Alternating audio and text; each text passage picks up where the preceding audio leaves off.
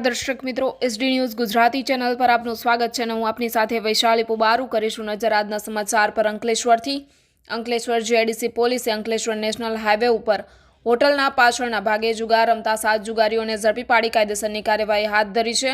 જિલ્લામાં દારૂ જુગાર જેવી પ્રવૃત્તિઓ ડામવા માટે ઉપલા અધિકારીઓની સૂચનાના અન્વયે અંકલેશ્વર જીઆઈડીસીમાં પોલીસ મથકનો સ્ટાફ અંકલેશ્વર જીઆઈડીસી વિસ્તારમાં પેટ્રોલિંગમાં હતો અને તે દરમિયાન અંગત બાતમીદારથી બાતમી મળતા બાતમીના આધારે અંકલેશ્વર નેશનલ હાઈવે નંબર 48 પર આવેલી વર્ષા હોટલની પાછળ ઝૂંપડાઓ પાસે ખુલ્લી જગ્યામાં દરોડા પાડતા 7 જુગારીઓ જુગાર રમતા રંગે હાથ ઝડપાયા હતા।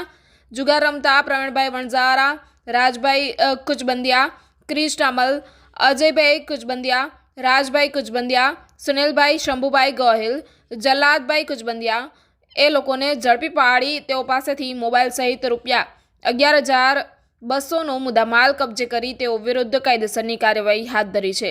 Reporter Jayesh Prajapati, SD news Gujarati, Ankleshwar.